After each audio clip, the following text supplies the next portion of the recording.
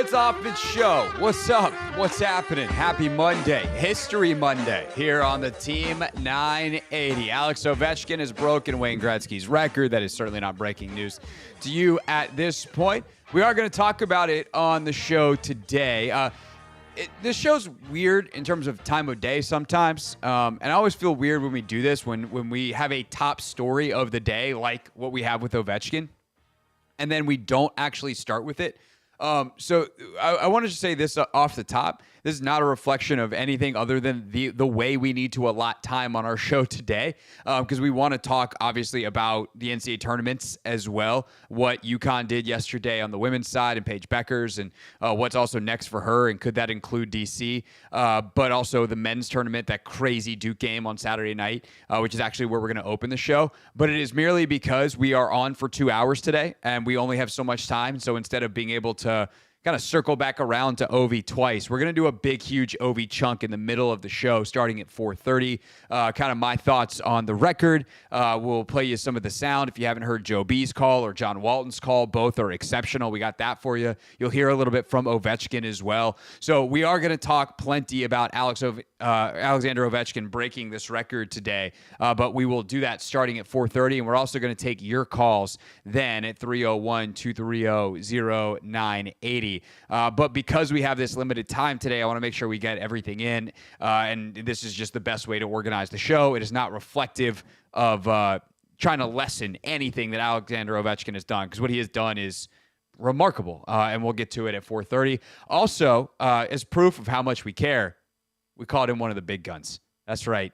We got Steve Levy today. Leve's going to join us coming up at 5 o'clock. Of course, long time ESPN SportsCenter anchor, who is also the anchor of the NHL on ESPN's coverage, all the studio coverage. He's been covering the Stanley Cup Final for them forever, and just absolutely loves the sport, and is going to be with us at 5 o'clock. So pretty pumped to have Levy on the show today to get his perspective on Ovechkin. But we actually start off on Saturday night, where, I thought I was cruising to a real good situation for me. I have this pool that I do every year that I don't have to pay the entry fee for, because it's like a friend of my aunt's. And every year, she copies me and my cousins, her sons, in an email and says, hey, do you guys want to do this pool? I'll pay for your entry. And it's like a $10 whatever. And I'm always like, yeah, if it's free, I'll do it. And so all of a sudden and I knew I was doing pretty well, thanks to listening to the advice of Kevin Brown on this very radio show. Pick a lot of favorites this year. It's going to be a chalky tournament. And so I knew I was doing pretty well, but I hadn't actually checked the pool. And we get an email on Friday with an update. And it's like, here's the people that are in front. And I'm like, oh, I'm in second place. And I read the body of the email, and it's basically like, if Duke wins the pool or wins the tournament, Craig wins the pool. And so I am in great shape. All I need is the best team in the tournament with the best player that's been in college basketball maybe in a decade to go out and do their thing.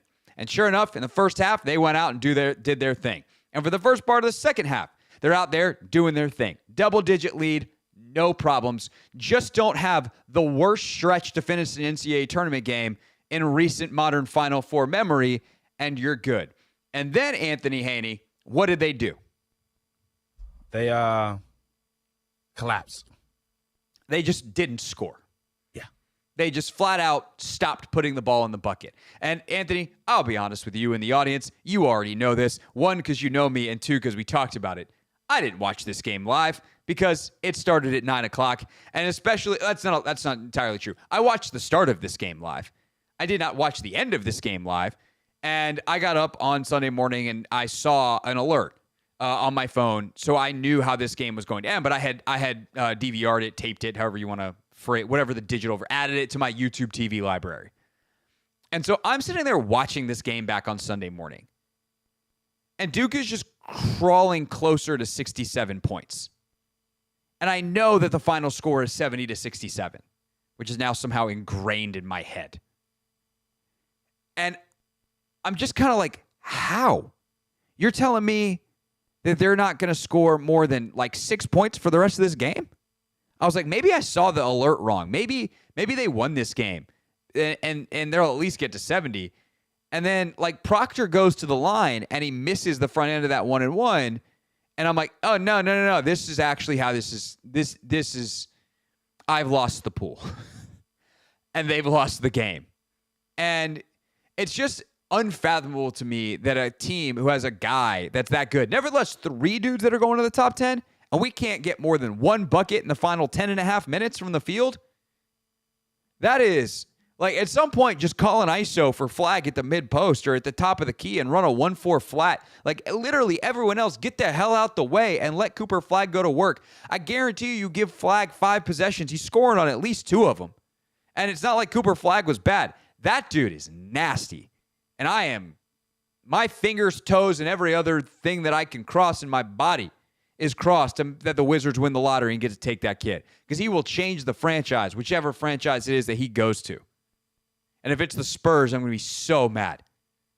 How do they get Wemby and Flag? No, not allowed. And he was awesome.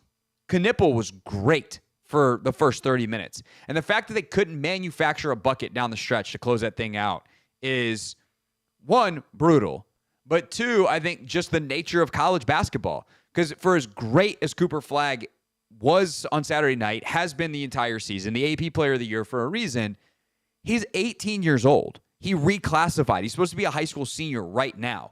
And because these kids are so young, and by the way, they actually were going against a Houston team that isn't so young. That's 23. But even then, like in the grand scheme of life, 23 is young. But for college kids, that's mad old. Like you see the composure. You see some of that stuff come to light. And ultimately, Duke can't close that game. And I think mine and many other people's chances around the country that thought they were in great shape to win their bracket pools, down the drain. Yeah, Craig, I'm not even gonna lie. Like I wasn't even thinking about the pools I was in. I was more so thinking about what we're getting deprived of. I think everybody in their right mind wanted to see Duke versus Florida. Like we saw Florida win game 1. So everybody just thinking like, all right, Duke, they're gonna win. They're up 14. They're in the driver's seat. And still, even when Houston's coming back, I'm like, it doesn't matter. Like, Houston's going to make it close. Like, this was supposed to happen. Yeah, when's the next? Like, it's a game of run. Houston made their runs. They got it within 6. Okay, yeah. Now let's go close it out. And, something that I remember watching a lot of Duke, like, I grew up in ACC country, and I watched a lot of Duke basketball growing up, and obviously they've been great for my entire life, your entire life, so, in a lot of big games. And I always feel like, Krzyzewski's probably the best coach ever. But one thing that his teams would do sometimes that would drive you crazy is like they try to take the air out of the ball too fast. And instead of just playing, it's like, nah, man, keep your foot on the gas. And that's the one thing. Like some of it is just they missed shots. Houston did a good job. It's not like they were turning the ball over a ton. They had a couple critical ones, but like they had that turnover late, and it's like their 6th turnover the entire game. Like that's not a lot of turnovers, especially against a team that pressures you the way that Houston does.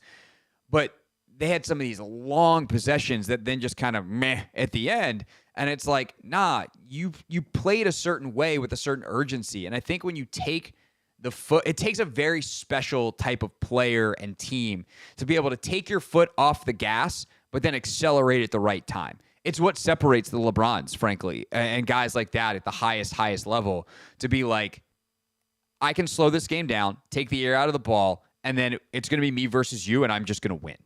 And while they should have been able to do that with Flag and on some respect, how slow they played late in that game, I think it just creates a sense of urgency in the other team, and then you lose your urgency, and that combo comes together in a way that can cost you a game that you should have won and would have if you maybe, didn't introduce that kind of tempo, that kind of attitude into the game.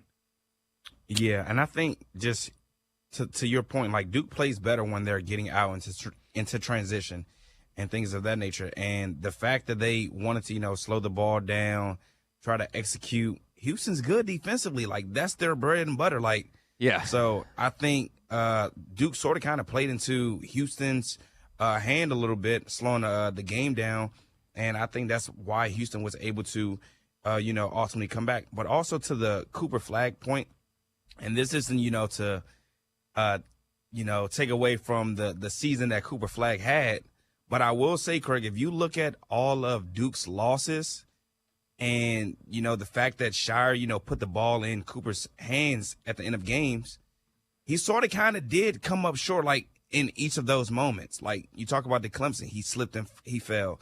Turned the ball over against Kentucky, dribbling it out of bounds. So, like, I think I don't necessarily know if I like, Shire's decision on that.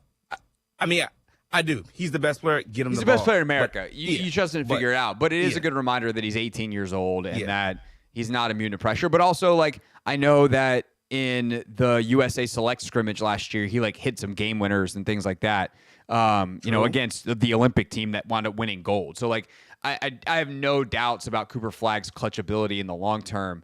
But clearly they needed a couple of buckets, and they couldn't get them on Sunday. Or on Saturday night, and ultimately that's why they're not playing tonight. Florida and Houston are the games here on the Team 980. Coverage from Westwood One starts at 6 o'clock tonight, right after us. We're done an hour early to give way to that. Of course, there was a Title I yesterday, and that is where we go next before we talk about Alex Ovechkin's history coming up at 4:30. UConn and Paige Beckers get it done. We'll talk about it next on the Team 980.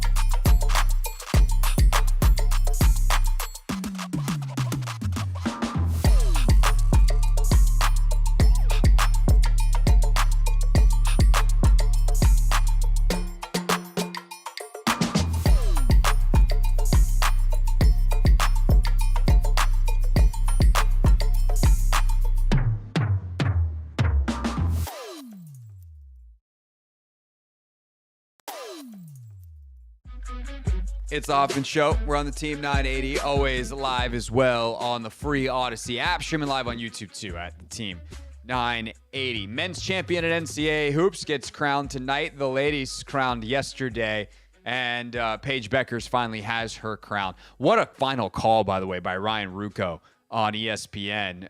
The final page in the book of Beckers. That's a good one, Anthony. Yeah, I thought it was pretty good. Nice, play on words, her name.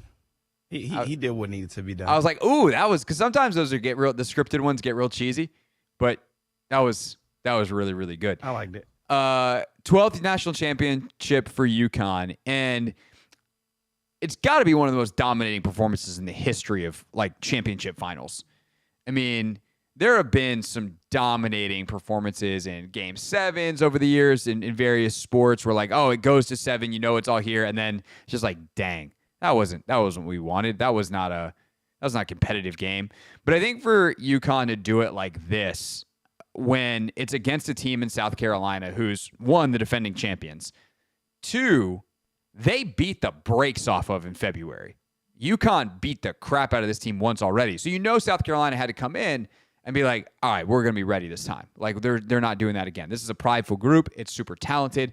They're mostly healthy. They're missing Ashlyn Watkins, one of their star players. But this is a group that's super duper talented. Ton of McDonald's All-Americans. Don Staley's as good as it gets as a coach. And UConn's just like, guess what? We're doing it again. We are just going to give you a wedgie all over again. And it just, in that third quarter, just keeps getting away and away. And to see Sarah Strong play like she is as a freshman, going to go down as one of the all-time greats. She's already got one under her belt. And I think, obviously, local ties, Anthony, hit the local button. AZ Fudd, I was kind of chuckling during this game because AZ met with Gino Auriemma. And for those that don't know, AZ Fudd is from Arlington, Virginia. So she's DC local, DMV local here in the area. And AZ met with Gino Auriemma about 2 weeks ago, I think it was, near the start of the NCAA tournament, and had a conversation about her future. And they came out of that conversation deciding that AZ should go back to school because if she left, one of the big things that they agreed upon was she would not have done everything that she would have set out to do in a UConn uniform. And I was laughing during this final because as she was dominant defensively, getting steals, active hands, the whole thing, great on-ball defense. And then on the other side of it, just one of the purest jump shots you'll ever see. Her release, and when we teach kids, Ant, like you want to catch and shoot, no wasted motion, catch, and like there's no load. It's just from here to there. Like it's always so nice. Yep. And doing that, creating off the dribble. She had that one crossover that I literally like got off the couch and was like, in and out cross. Yep, in and out cross. Yeah, I mean, just the full game. What else does she? Gino? What now? AZ should reverse course. AZ, you did it all. Just come to the draft. Please be there for Washington to pick at 3, 4, or 6. Come on home, AZ, please, because that was just an unbelievable performance through and through. And I mean, hats off. And last thing I'll say, Ant, too, is like not just good for Paige, great for Paige. Paige Beckers is one of the all-time greats in this sport. And especially at that school, to not have a title makes it really hard to include you in that conversation. And she deserves to be based on everything she's done. And she closed it off with this title, 30 points in 3 straight great games leading into the final. They didn't need her fourth quarter blitz. She still has 17 points in the final. Just an unbelievable player who caps it off in the best way possible. So congrats to UConn on truly one of the greatest championship performances by a team that we'll see in any sport as long as we live. Yeah, definitely. Shout out to Paige again. Like all season long, she was saying it's championship or bust. Like that's her mentality. Just because she's gotten so close. Last year she was in the Final Four. I think her freshman year they ended up losing in the title game. Yeah, she lost it in 22. 21 was the wobble or the bubble year, and that was her freshman year, her first run at it. They didn't. I think they made the Final Four, lost in the Final Four. 22 they lost to South Carolina in the championship game. 23 is the ACL year. Last year she and Aaliyah Edwards lose to Caitlin Clark in the Final Four, and then this year she pulls it off.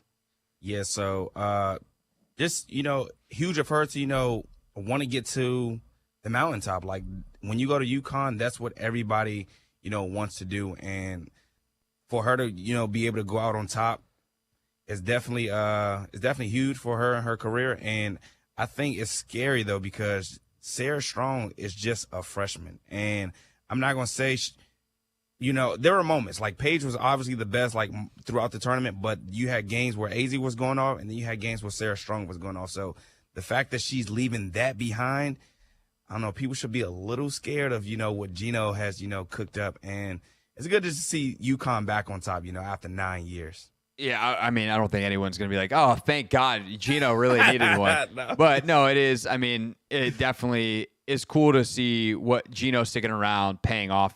For him, he's someone who I think is a force for good in the sport. I'm a big Gino Auriemma fan. Everything I've ever heard about the guy is positive.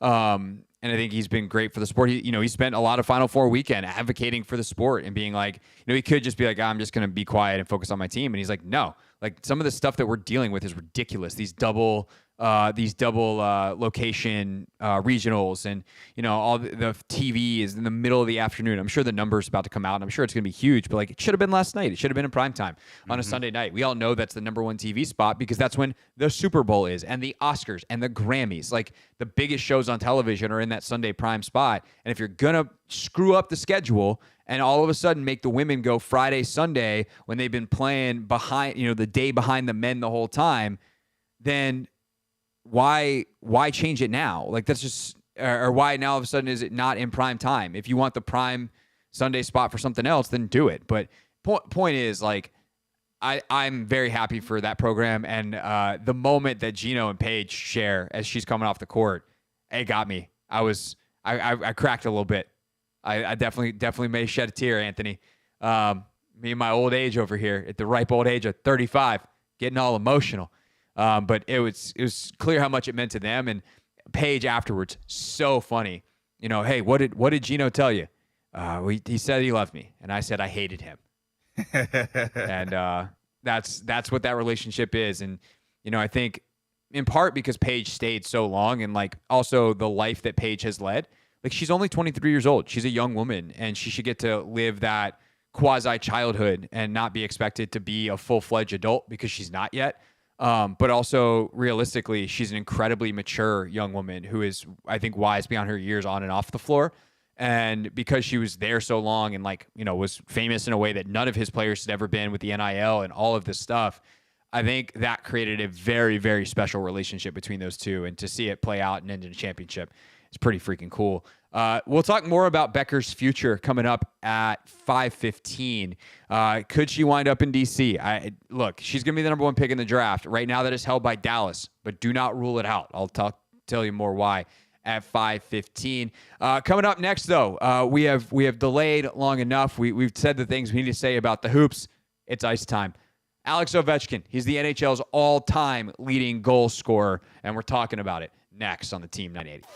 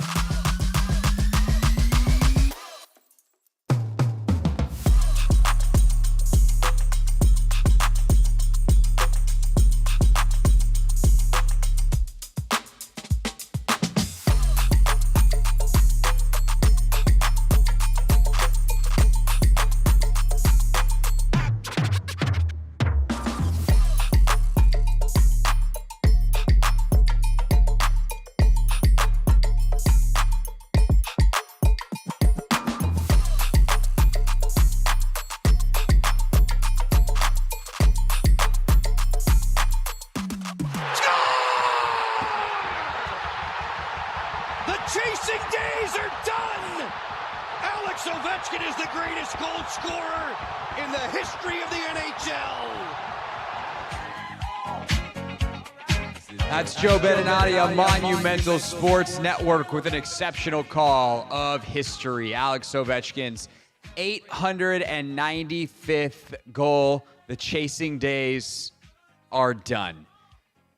Ovi now the greatest goal scorer in the history of the NHL, and it's almost, I don't even know what the word, it's eerie, freaky, weird, bizarre, Anthony, that they wound up doing this in like the exact same number of games. You know, sometimes we see these all-time records get broken because guys just have preposterous longevity. And we know that the guy breaking the record actually isn't as great as the thing. Not that longevity isn't something that we shouldn't want in our athletes and in sports, but that it's purely a counting deal. It's like, oh, that guy, that's an accumulation record. No. If Alex Ovechkin's is an accumulation record, then so was Wayne Gretzky's.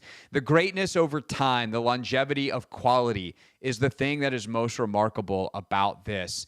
And now we see Ovechkin as sitting atop a list, and Wayne Gretzky, anytime you're touching one of his records, is you're talking about the highest level of sports history, not hockey history, sports history. I've always kind of put Gretzky and Jerry Rice in a different class, Anthony, because if you're touching one of Jerry Rice's receiving records, you are so far beyond the guy next to you, the guy that you passed 3 years ago, because that's how long Jerry Rice played at a high level. And Wayne Gretzky's that in hockey. He still holds the all-time scoring record as in points, and he has more assists or more points on just assists, nevertheless more assists, than anyone else if you tally their goals and assists together. Like, that is how great he was and how long he did it.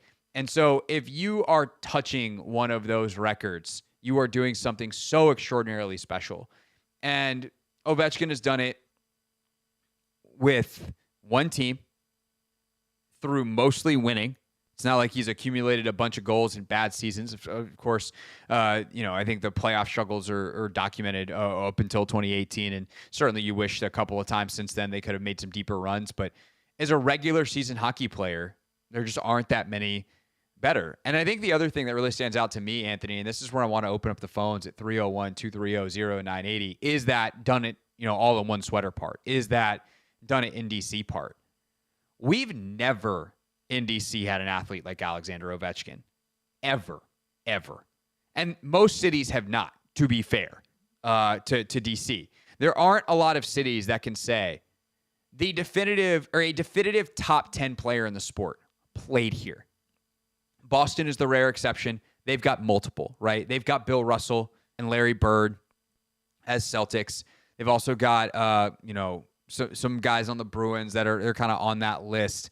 Ted Williams is a Red Sox. Like, those are top 10 all-time type of guys. So Boston, rare exception.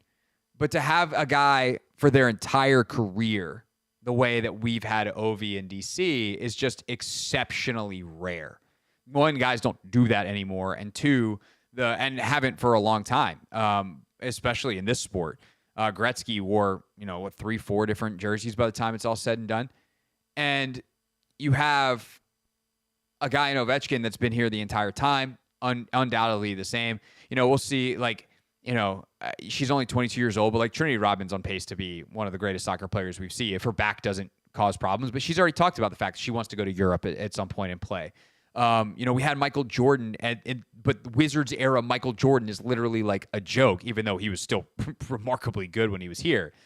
And it's just, how lucky are we? And that's the thing I think I come back to on a purely sporting side. And I know, to score this goal in this moment of geopolitics in the world and everything is a more complicated conversation, part of which we had with Steve Wino last week, that if folks want to, if that's interesting to you, then definitely check out what Wino had to say about it, because it was really good in terms of the context of how the league is celebrating this and how people within it and how it's being received in hockey circles.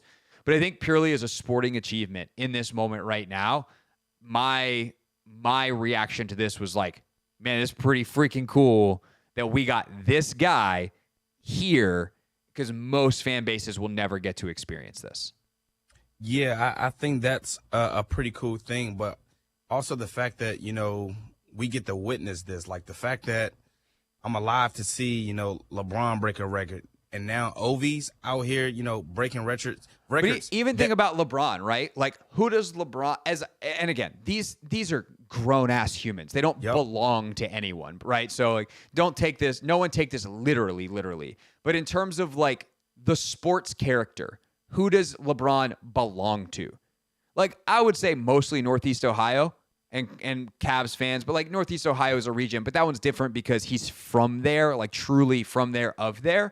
But like his best years were spent in Miami. His golden years are being spent with the Lakers. He's spent more time with the Lakers than either the Heat or the Cavs, I believe, at this point. Maybe Cleveland still got it barely, but he's way more years with the Lakers than he is at the Heat, but the Heat got his absolute peak of his powers.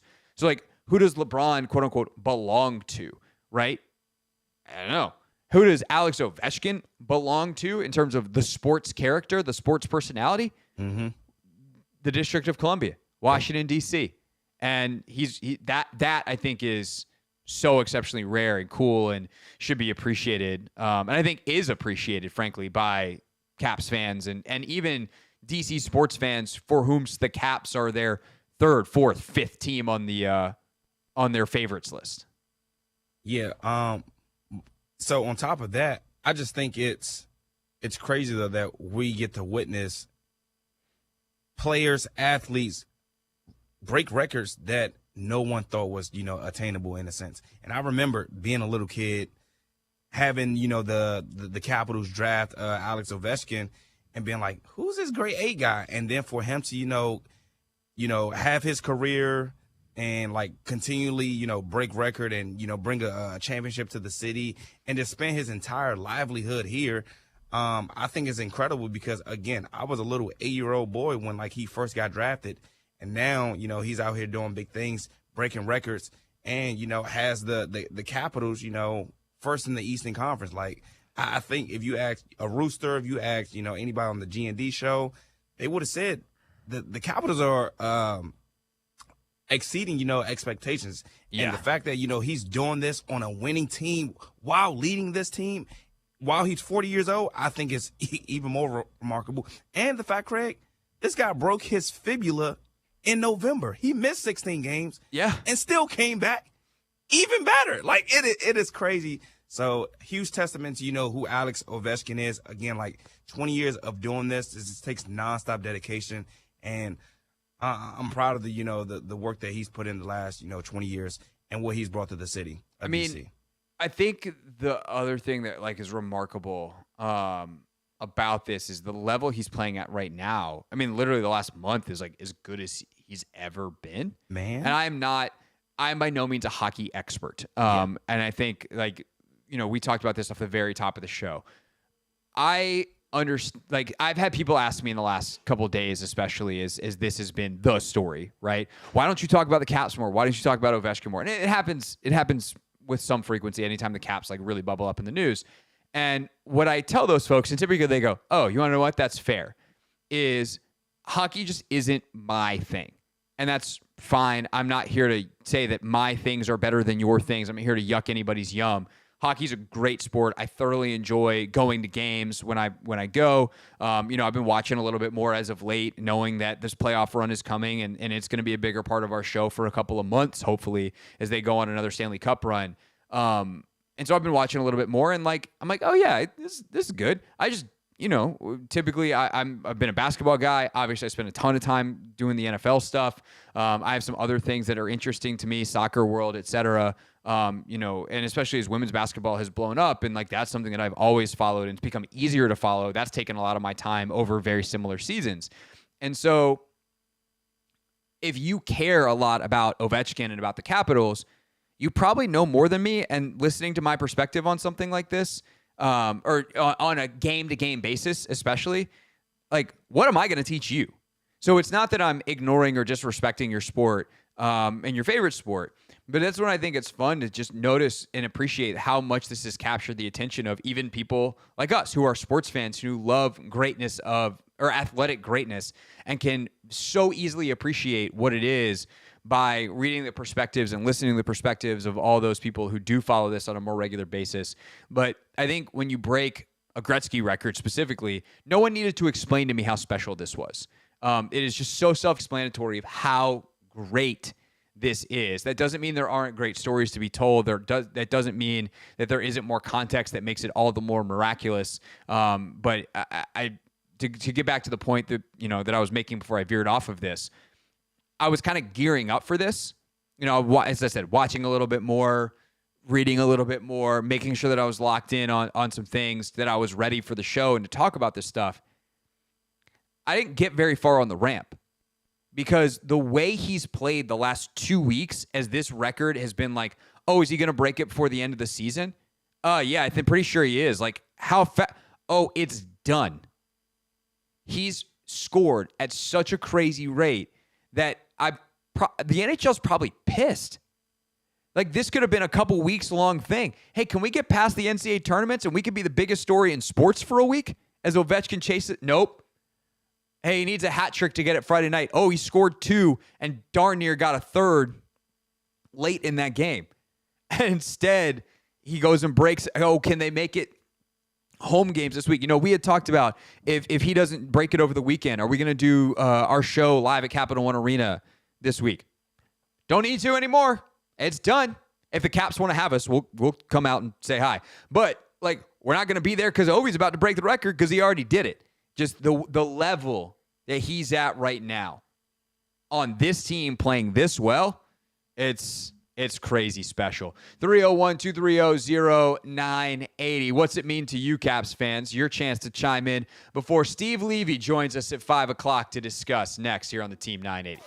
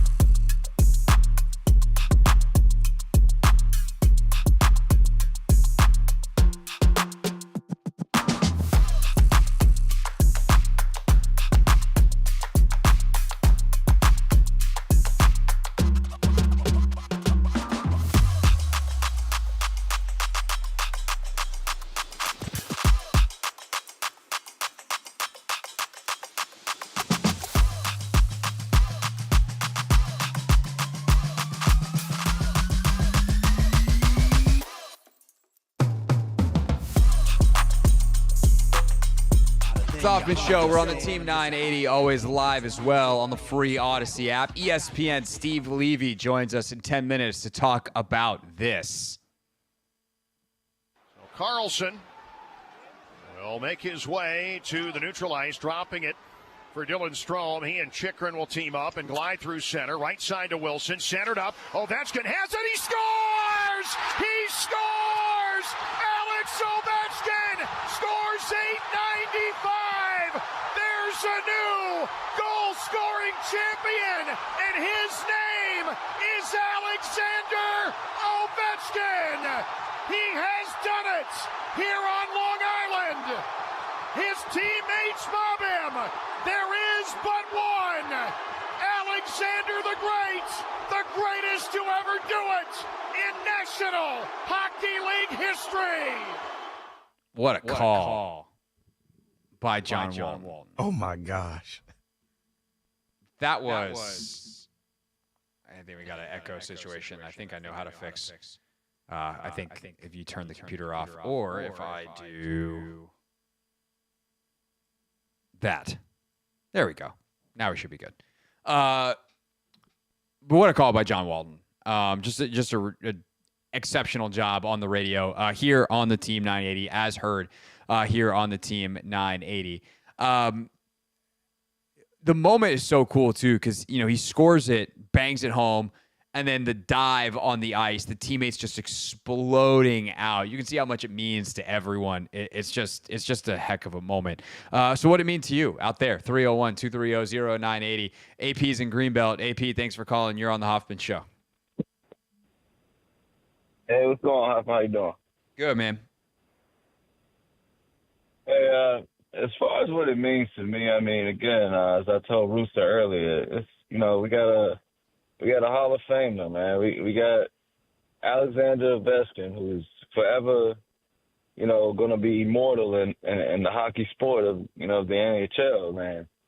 He's in D.C., and that's something to be proud of, especially, if you're my age, slightly past, the millennial era.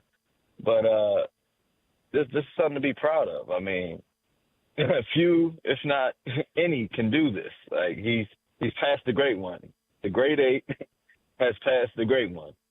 And I don't think anybody can do what he did. I mean, at 40, like, I'm 37. I can barely get out the bed at times. I'm still in the Army. I can barely run a 2-mile run, and this guy's Russian machine never breaks. This dude is just unreal. Like, breaking his leg or his fibula, his fibula and returning to do what he set out to do. But I really feel for Ovi, what's most important for him is to win another Stanley Cup, because this is the ultimate team sport. And yes, he has his individual accolade, but I really truly feel he wants another Stanley Cup trophy. That's all I got, fellas. I appreciate y'all. Yeah, no doubt. Thanks, AP, and good luck getting out of bed tomorrow. I know that feeling all too well. Did a lot of squats today, Anthony. I'm a little concerned about tomorrow morning, but that's something I can figure out tomorrow morning.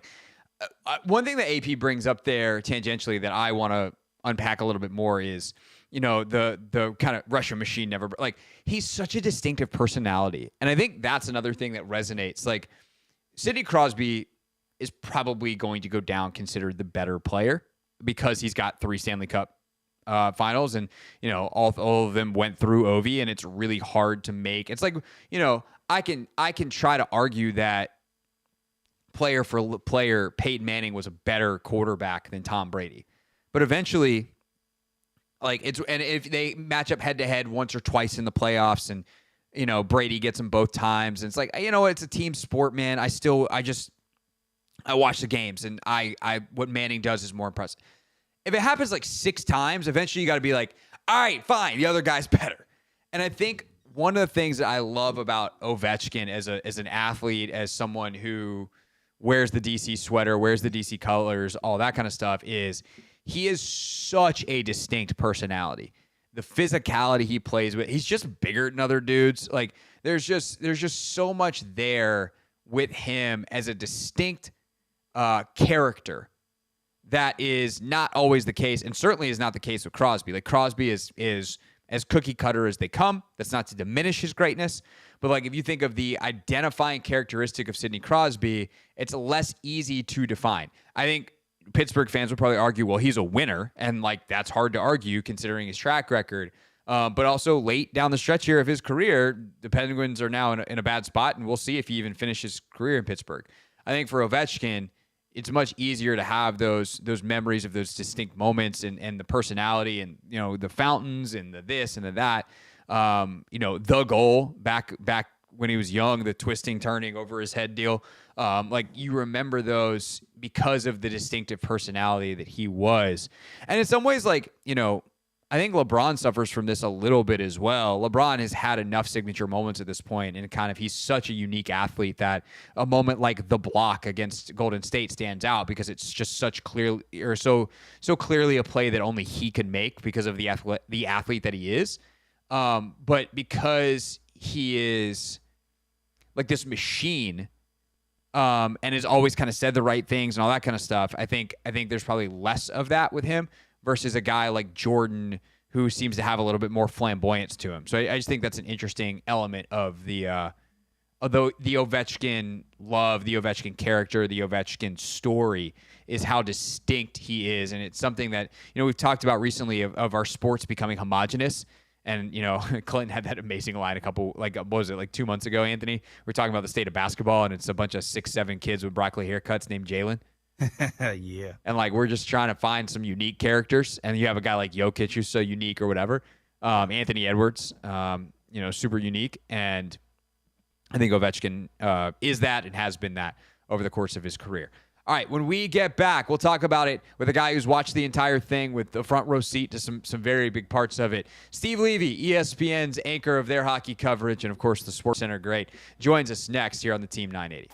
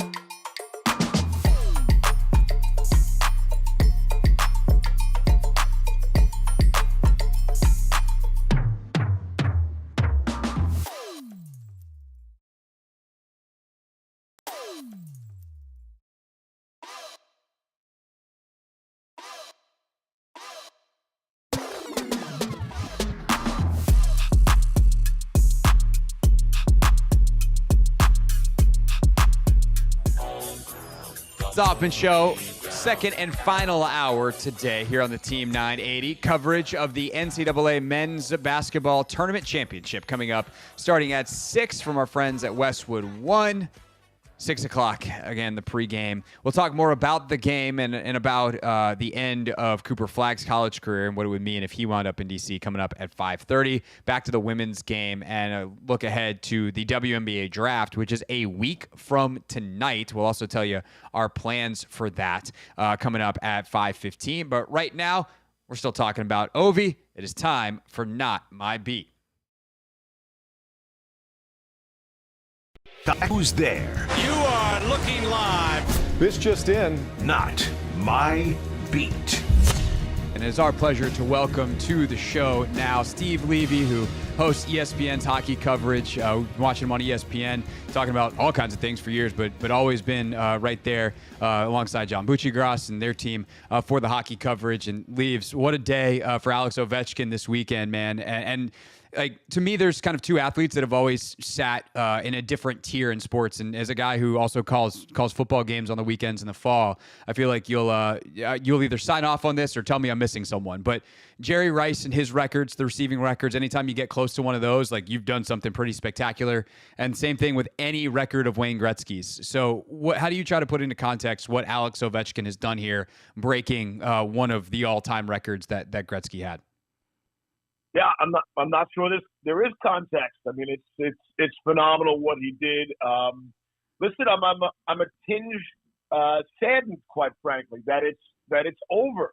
I imagine there'll be, even some letdown in the Capitals room. And that's something for Coach Carberry to try to figure out, make sure they're still ready to go in these final few regular season games. Look, we knew it was going to come. Once Ovi started ripping off goals at this clip, you knew it was going to come.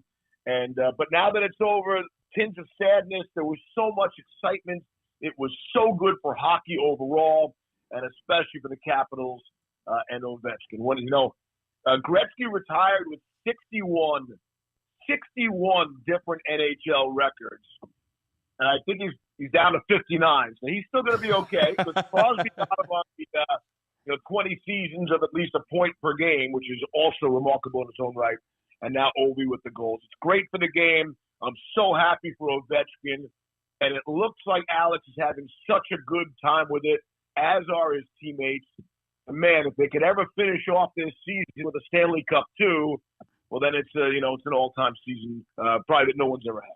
For sure. And I want to talk about basically all of that with you here over the next few minutes. But the idea that he did this so quickly is something that is not lost on me. I was kind of revving up for this record watch here, and then all of a sudden it's over. The tear he's been on. Like, it sounds crazy for a guy that's now scored literally more goals than anyone else and the prolific nature that he has had in his career. But, like, I don't know, the last week and a half, 2 weeks here, Steve, is this as good as he's ever been?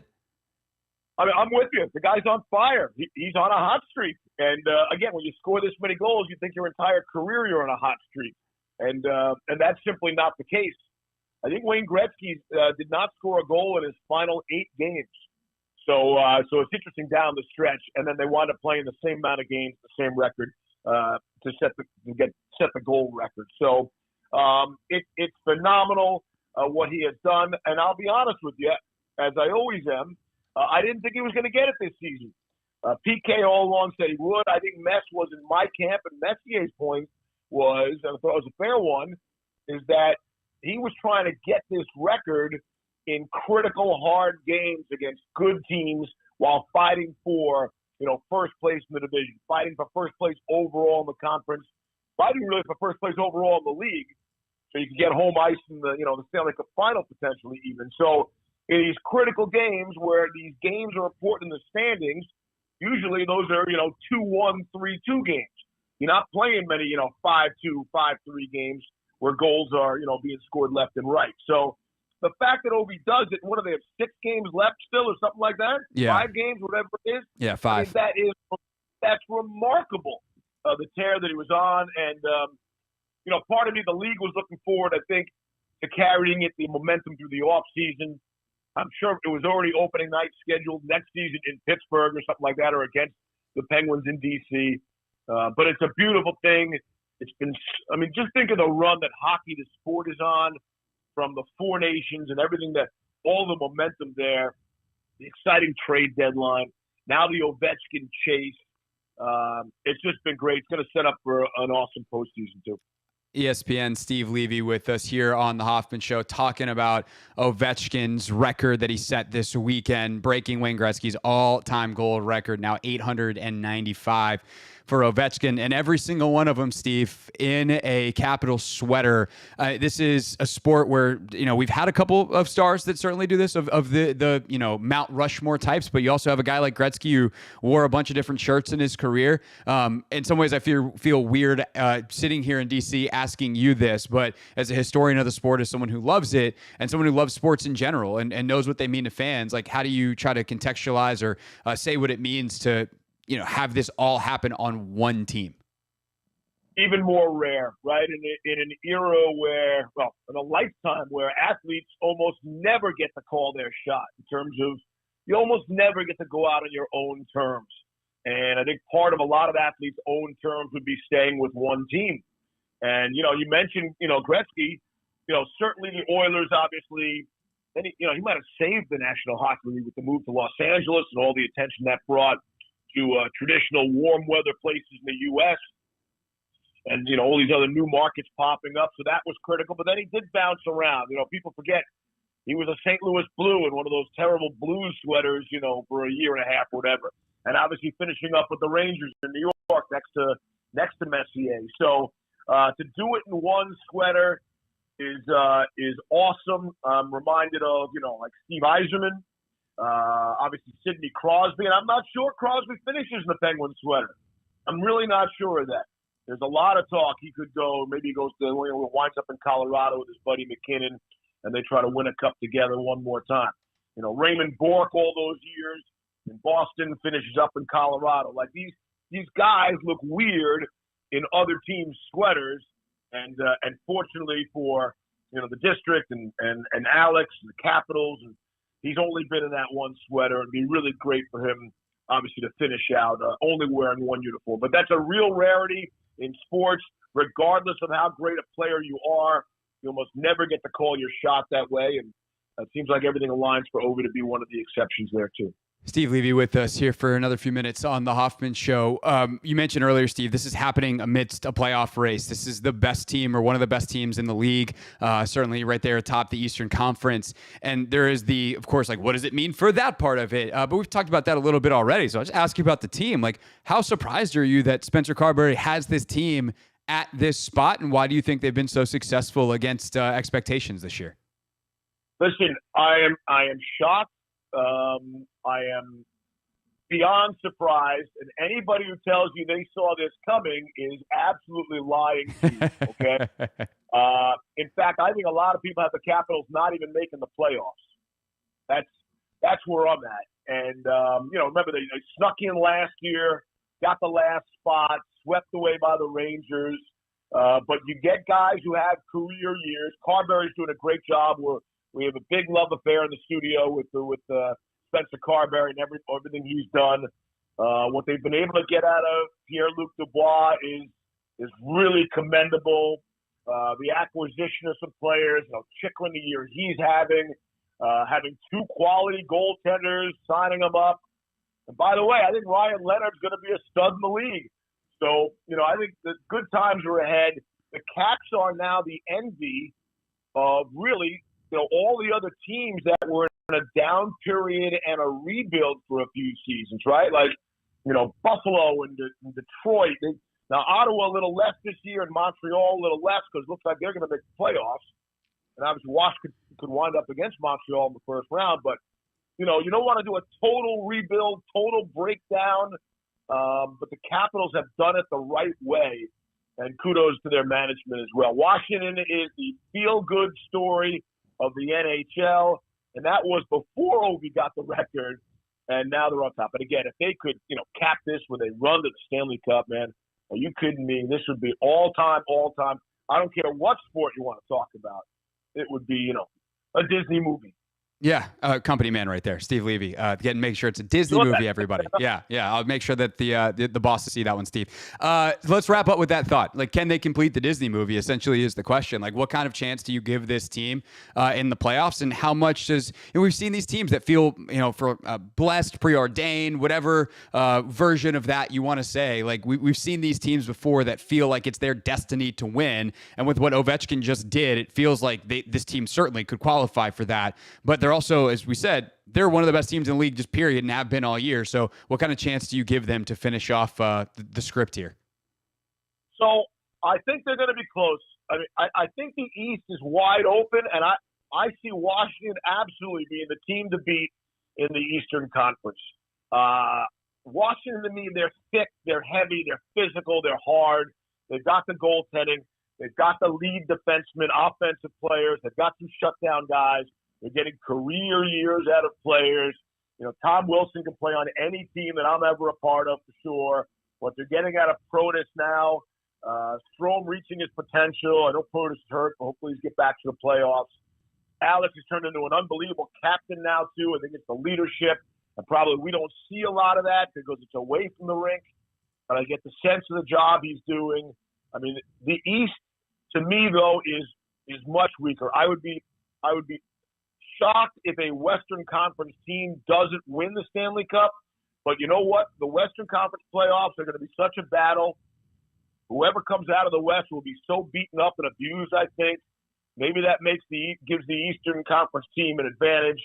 But in a wide open East, you have to give the Capitals the edge. I mean, Jack Hughes going down in New Jersey, I would have really liked the Devils. I can't sign off on the Maple Leafs. Anthony Stolarz looks like he's going to be their goalie, totally unproven in the Stanley Cup playoffs. So I think the Caps are the team to beat in the East, and then it's a question of can they knock off the Goliath of the Western Conference, whoever that might be of the 6 teams or so that could come out of the West. But what it does, it sets up a great 2 more months of hockey in D.C., and that's good for everybody. No doubt about it. Here's to hoping that we see you and the crew here for a Stanley Cup final, and then we'll let the Caps take care of the rest. Steve, really appreciate the time. Thanks so much for doing this, and thanks for sharing your perspective on what Ovechkin's done over here. Not only the last, I guess not the last 2 weeks, the last 20 years in D.C. Thanks, Steve. Yeah, looking forward to another celebration of the fountain. Nobody celebrates like Alex the Caps. So thanks for having me on. I was on the air that day and was monitoring the internet, and I go, I don't know how to do this on the radio, but Ovi's in the fountains in Georgetown if anyone wants to go. So I'm all for that. Thanks, Steve. Bye.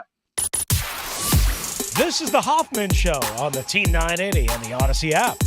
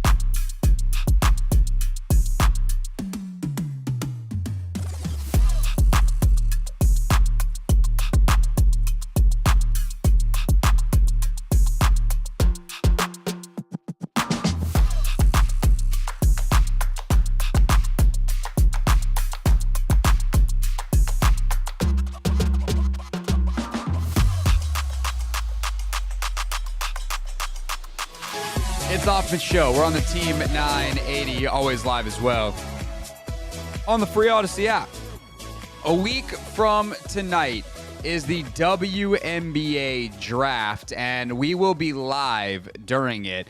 Still finalizing the exact who's, what's, when's, where, but I do believe that we are safe to say as of right now, at the very least for the first round, where the Mystics currently have 3 picks, we will have coverage. That might be on the radio. It might just be on YouTube, and we're working on exactly where that will be emanating from and who's going to be joining us. But we're going to have some coverage of the WNBA draft. And Anthony Haynie, there are real questions about how the top of this draft is going to go, which is interesting because we 100% know who the first pick is going to be, barring the Dallas Wings doing something incredibly stupid.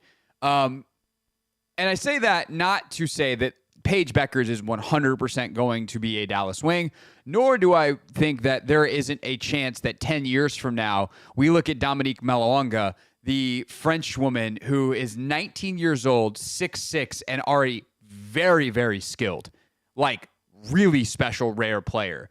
And we don't go, she maybe should have been the number 1 pick. And I think Paige is is a generational type of talent.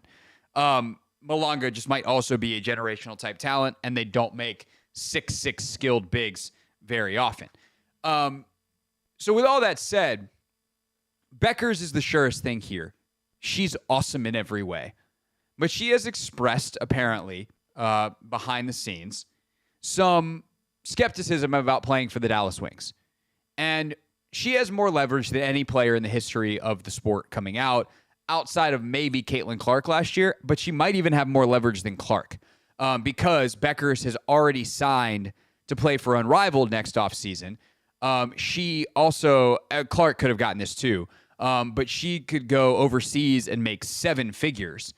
And so if she decides, hey, I don't want to play for Dallas, I'm not going to, and she goes and either takes the summer off and just is like, I'll play in Unrivaled, and then try again next year, because the way it works is a team holds the draft rights to a player for a year. If the player never signs their rookie contract, they can re-enter the draft next year.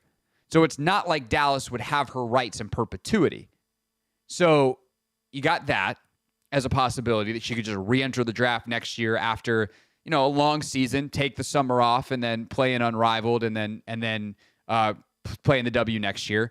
She could go overseas and just take an overseas contract and play until she comes back for Unrivaled next year. Or she can hope that, she can negotiate with Dallas and see what they can do. But there is definitely a chance that she winds up not being the number 1 pick, in which case the Wings would be crazy not to trade that pick. Because there's every other team in the league that would be desperate to get Paige Beckers. Now, the team that is probably most desperate for Paige Beckers would be the Golden State Valkyrie, the expansion team that is coming this year. The problem for Golden State is they don't have anything to give Dallas. Their roster's not very good. All the players they just acquired, they got in the expansion draft, and then they signed a couple of free agents. But I think they were hoping to sign a big free agent, trying to get could they be involved in like a Kelsey Plum trade or someone else? Didn't happen. So they could offer the 5th pick in this year's draft. They could offer their 1 next year. But next year's draft is also going to be pretty solid. And the Golden State is probably going to be pretty bad. So, if you get Paige, then fine. But Golden State wants it. But the team that undoubtedly has the best cache of assets is the Mystics. And apparently one of the places that has been rumored to be on Becker's list, if you believe the reporting, is DC. They could offer players. I don't think they'd trade Aaliyah Edwards. It's one of Paige's best friends, so that would be super awkward. I don't think you do that. I think you want her to play with Paige. But they could offer Shakira Austin. They have veterans if you want like a Stephanie Dolson or a Brittany Sykes. I'm not trying to get rid of any of these players. They're all lovely people and, happy to have them, but this is how it works. And they have 3 first-round picks this year and 2 next year.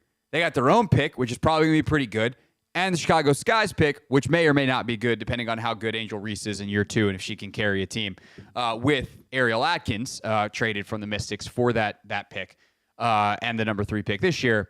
if they can carry that team to the playoffs.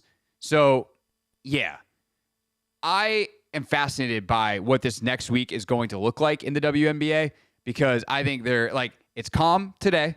It's just everyone's happy for Paige. She'll go back to UConn. They'll have whatever celebration they have.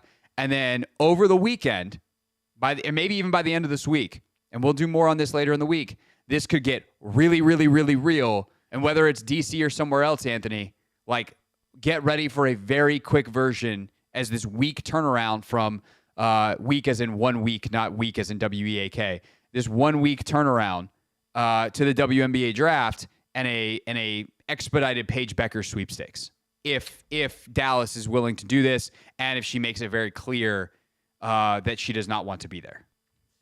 Hey, Craig, I don't really like drama, but I'm not gonna. This sounds very intriguing, to see how it's all going to play out, and if it goes in our favor, I'll be all for it. It's all fun and games when it goes your way. Exactly. So, now it'll be an interesting moment. I think Olivia Miles, AZ Fudd returning to college definitely does affect, I guess, how the rest of this draft plays out, just because we were thinking we were going to have 4 or 5, people to discuss in terms of who goes in those top picks. We knew Paige was going to go 1 or 2, and then the international player as well. Malonga, yeah. Yeah. So it's going to be interesting, but I hope it goes in our favor. I hope. Yeah, I mean, same. And we will definitely see how this ultimately goes. There's a lot of players that wound up going back. I'm trying to find ESPN's latest W mock draft. Let's see, WNBA draft. Flau'jae Johnson also went back. Olivia Miles went back. So you've got a bunch of players that are going to be at the top of the draft next year. AZ Fudd went back. So these are players that definitely would have been in play for the Mystics at 3, at 4, at 6. Right now, here's one from the Associated Press. Doug Feinberg does the work for them. Paige at 1. Malonga at 2. Sonia Citron seems to be the consensus 3rd pick right now. The other guard out of Notre Dame, 14.6 rebounds, or career averages, over a 90% free throw shooter. So you got to replace Elena's free throw shooting. So we got that. Kiki Iriafen is number 4. Anissa Morrow 5. Cheyenne Sellers, Maryland kid, staying home, potential at number 6. Another international player in the mix there. Sanaya Fagan, South Carolina. Maddie Westbeld from Notre Dame. You got Georgia Amore out of Kentucky, former Virginia Tech star. Haley Van Lith, potential first rounder as well. So it's going to be interesting to see how this goes. Morrow's a player that was mocked in the top 3 for a lot coming into the year and is fallen off. So I do wonder if they take the athletic upside swing there. But it also feels like they have so many kind of big athletic bigs already, and Iriafen would just be adding to that list. So going to be an interesting choice for Jamila Weideman to make, the Mystics' new GM, along with Michael Winger, and then of course their coach Sydney Johnson. So going to be fun to see what they do, and we'll have it in some form or fashion here at the Team 980. When we get back, the NBA draft lottery is also enormous. We know that the Mystics, they've got the 3 first rounders, but just how great would it be if somehow the Wizards got that number 1 pick and Cooper Flagg was on his way to D.C. We'll talk a little bit about that and just how good Flagg is as a prospect. And then we will get into the game that's left tonight. Walter Clayton and Florida taking on Houston for the national title. That coverage starts in 30 minutes here on the Team 980.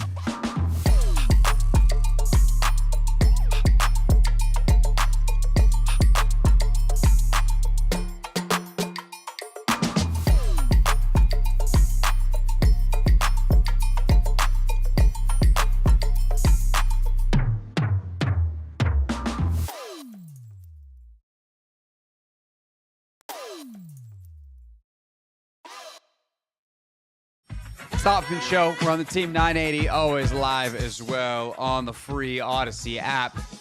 Streaming live on YouTube too at the Team 980. Tomorrow, Logan and I are recording a fresh episode of Take Command. If you want to get your mailbag questions in, now's a good time. Just go to the Hoffman Show. Or sorry, not the Hoffman Show, just hoffmanshow.com.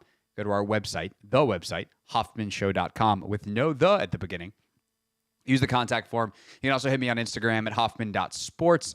Hit me on Blue Sky. Occasionally I check my Twitter mentions, but not really that much anymore. But the account's still there. I just don't use it because Twitter's a terrible place. NCAA men's tournament wraps up tonight. College basketball season comes to an end with Florida and Houston. Anthony, we'll talk about that game in a second, but it is kind of crazy to think what could be. Should we allow ourselves to dream? Said to dream? Yeah. Sure. What if I told you we are a couple of breaks away from an unprecedented golden age of DC sports, at least in terms of hope and potential? Would you be intrigued? I would. Okay. Washington Commanders. Their future. Good hands. The hands of number 5, Jaden Daniels. Done and dusted, right? Feel good about that. Washington Nationals. Got Dylan Cruz and all James Wood, Mackenzie Gore. They need more. CJ, baby. Yeah, CJ Abrams. Like, they got loads of young talent. But Cruz, former number 2 pick, bell of the ball, probably. Like, of course, some early season hitting struggles, but like, think in the long term, he's going to be all right. That'd be cool. Then, which team do you want to go to next? Capitals. They've got what's the kid who just came from BC? Something Leonard. Yeah, Ryan Leonard. So they got him, and Ovi's still at the end here. But Leonard seems, and some of the other young guys they've got, Strome, etc. Seems like they're in a good place moving forward. The Spirit are loaded with young talent. Trinity Rodman, Corey Bethune, tops on that list. Hal Hirschfeld, etc. There's 3 players that were on the U.S. Olympic roster last year, and Hal's the oldest one at 23. You have then the basketball teams, and this is where the oh my God, if it happens comes through. So the straightforward path is the Wizards win the draft lottery, and Cooper Flagg has the potential to be the best player in franchise history. And I realize that is an enormous statement, although not as enormous as other franchises, with all due respect to the franchise greats that have been here, mainly Wes Unseld. But even guys like John Wall, who are banner jersey in the rafters type of guys. But, I don't know if John's going to wind up in the Hall of Fame. I don't know. He might have been just short of that. Cooper Flagg has a chance to be a bona fide number 1 on a championship team. He's that good. Again, he's the AP player of the year in one of the best years that college basketball's had in a while. And he should be a high school senior. He last year, I remember talking to, I think it was Bontemps on the show talking about this. I think we might have also had Golliver from the Post. I think we had both of them talking about that USA practice before the Olympics, where Cooper Flagg was, by the eyes of many, the best player on the floor, playing against the Olympic team that then won gold in the Olympics, and he was 17 at the time. This kid's something different. And I think you saw it on Saturday night. You saw the entire floor game. I think the thing that's so impressive about him, watching him now more in this NCAA tournament, Anthony, is the feel he has for the game. The way the game comes to him, and he's always making the right decision. His vision is excellent. His feel for just when to move the ball, when to attack, where to attack. The handle's good and getting better. The shot is good and getting better. The rebounding is good and getting better. The block shot timing is excellent. He's big, he's physical, and he's still 18 and is going to grow way more into his body, if not grow vertically more. So if they get that, and then we just got done talking about Beckers, what happens if the Mystics somehow finagle that? And I feel like I'm getting my hopes up. That one, I fully admit, I'm high on my own supply on that one. I'm hoping that I see, look, it's not far-fetched. The Mystics have the best available trade package. But could you imagine if the collection of young talent in this city all of a sudden is Jaden Daniels, Mikey Sainer-Still, Dylan Cruz, C.J. Abrams, Trinity Rodman, Croy Bethune, Ryan Leonard, and then you add Flag Beckers, dude. I know that it felt this way a little bit in 2012, and I think it's worth pointing out that before someone else does for us, that you can have your hopes up and then it can all go terribly wrong. Because in 2012, or by 2013, let's say, because that's the year Brad got drafted, you have John and Brad, you have RG and Alf, you got Strauss and Harper. I mean, Ovi at that point still, he's 8 years in, 9 years in, but he's still got a long way to go. And you still got Backstrom, and it's kind of the young guns, if you will, are all there. And that yielded 2 championships, and and Harper wasn't even there for one of them. And one of the worst decades of football we've ever seen that we're just now coming out of. So that's not to guarantee anything. And obviously the Wizards at that point peaked in the 2016 conference semifinals against Boston. So it's not to guarantee anything. But I do think this group would be better than that group. But I guess, we probably didn't feel that way at the time. John was a guy that you're like, is this a guy? He was an elite prospect. And I think the bigger what ifs is like what Strasburg and Harper, from a health standpoint, especially with Strauss, what more could have been there. So we know there's pitfalls, but to feel hope again, Anthony. And I think because Jaden's already got him to a conference championship game, I think this feels a little more cemented in reality than pure unfiltered hope. Yeah, I mean, essentially, they all were starting from ground zero last year, kind of thing. The Commanders rebuild sort of kind of was, expedited a little bit, theirs was sped up just because of Jaden. We didn't know he was going to burst into the scene. Recalibration, baby, not rebuild. Oh yeah, my bad. As he did. And then, with the Capitals and the Nationals, the fact we got all of, those players from, the farm. Soto trade. And yeah. So I think that they're sort of kind of just trusting the process. And, we may be 1 or 2 years removed from seeing the Nationals have the success we ultimately want. But the fact that they started, a year or 2 years ago, I think is pretty inspiring. And then, the Wizards, we're seeing our young guys coming on strong. Maybe it's not resulting in wins, and I don't think we necessarily want to win right now. We should be tanking.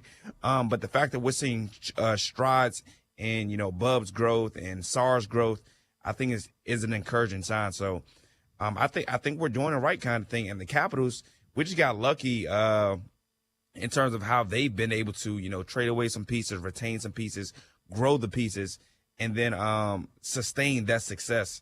So I think in terms of all of Washington sports, a year or two, hey, we might be like Boston where, they got the hockey team winning, they got the basketball team winning. They're a couple of years removed from, the Super Bowl years and things of that nature, but still they were all pretty good around the same time. Yeah, it's going to take a lot of good luck, a lot of good health, but there was no amount of good luck and good health that could help any of these teams 2 years ago. Everybody seemed to be rebuilding. And now they're in a spot where some of those rebuilds could start to pay off.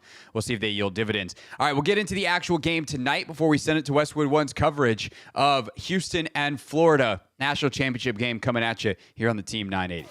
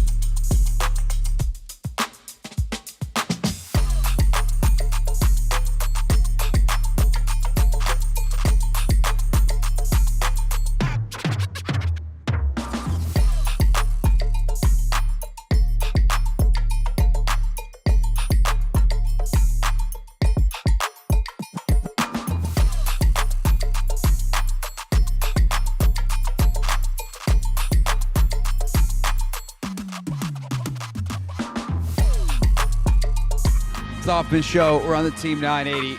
Always live as well on the free Odyssey app. Streaming live on YouTube, where you just saw me get my butt up out of the chair into a more acceptable position.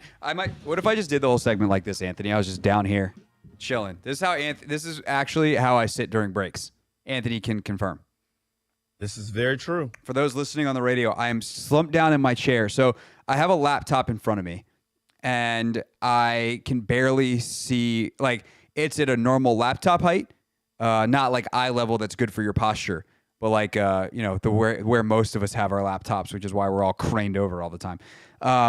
And I currently am just ducked behind the laptop to where my eyes are just over it, which is fine because I'm actually looking, now I'm looking, I have two screens. I have one that's here and one that's like a big TV screen that I have Anthony on, but I have a smaller version of said screen in front of me, and I was looking at the small one. Now I'm back looking at the big one, which is where the camera is angled, and so now I look like a professional, which is great radio. Proud of you, man. Yeah, I can sit up straight for my show. I will say there's the one downside to the show being on video. There are times that like I'll be on with Linnell on the weekends or something or at night, and I'm not on video, and I'll use the Comrex, and I will intentionally be as lazy as possible. I think I've done one segment. I have the couch set over there, like where 40 and I did that interview when he came over.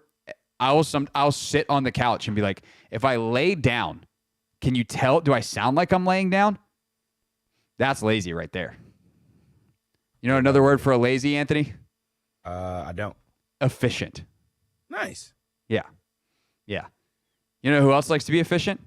Who? Basketball players. Transition. Pew, pew, pew. Florida and Houston coming up here in just a little bit. Do you think Walter Clayton can finish off what has been a masterful... I saw Seth Greenberg on ESPN said this was a Kemba Walker-esque run. Too much? The right amount? I think it's the right amount. The dude literally hits big shot after big shot after big shot. Like, I genuinely don't understand how he makes some of the shots he gets off just because he's coming around full speed, stopping and popping and cashing out. Like, what in the world? Like, over a 6'9" extended hand? Like, I don't know, Craig. I don't understand it. And his layup package, oh, my gosh. I tweeted this out. It needs to be studied because it's ridiculous. A guy his size doing what he's doing is just crazy. Kemba in the tournament in 2011. Are we talking about the Big East tournament or the NCAA? I was just going to go NCAA tournament. Okay. Averaged 23.5 points, 1.5 steals, 6 rebounds, 6 roughly assists. If you want to include that includes the final against Butler, which was just a heinous game where 53-41 was the final score. If you want to include the Big East tournament that year, where he was a destroyer of worlds, including against a Syracuse team that was playing with players that I knew because I was there. They won 11 straight games. He averaged 24.6 points, 6.2 rebounds, 5 assists, 2 steals a game in that 11 game run in March, early April of 2011. Walter Clayton is averaging 24 points per. I don't have the rest of his stats, but 24 points per in this NCAA tournament. So he is, at least on the scoring front, dead on what Kemba was doing. It's nasty, man. Yeah, it's gross. You think that? I think they get it done tonight. I think Florida wins. I will not be surprised, though, if they don't get it done. Just no, of course because not. Houston, they suffocate you defensively. Granted, it took the last 10 minutes of the game for their defense to finally, kick in and start working. But, man, they have a tall task stopping Walter Clayton. They sure do. And Florida's got others, too. They got some bigs. They got some wings. Like, they're just good all around. All right, coverage of that starting in about 7 minutes, 6.5 here on the Team 980, which means we got to get up on out of here with another edition of Real Things. We're not going to be sucked this year. Real people. 5 and 11, not very good. Said into real microphones. The culture is actually damn good. Can you not do that? Can you not do the upside down goggles, Anthony? I think I don't stretch enough. You don't have the wrist flexibility? No. Take that, young man. Who's old now? Anthony and I do hand signals during the Real Things thing. For those on the radio that are, again, watching on YouTube, you're missing all the inside jokes. We do hand signals, so I know what time to end the show. And Anthony, I just discovered that Anthony can't do upside down 3 goggles.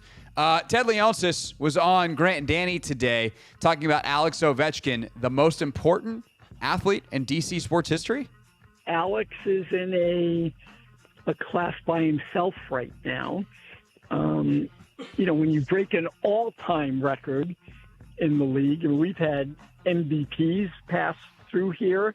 Wes Unseld is an all-time great, but for Alex to do what he's done, it can be debated. I'm certainly open for the debate, but I'd have to say he's the most important athlete in a professional sport in Washington, D.C. Certainly when we drafted him 20 years ago, I don't think that would have come into the conversation. I think how you define important is the only thing I can quibble with, and I'm not trying to quibble with Ted just for the sake of quibbling with Ted. Could be fun, but I'm not here to do that today. I think he's the greatest athlete in the history of DC sports. Most important, I think, implies other things that go beyond sports, and I think there are others that have a much stronger case. But on the court, on the field, on the ice, no one better than Ovi. Salute to the grade 8. We'll see you tomorrow. Enjoy the hoops here on the Team 980.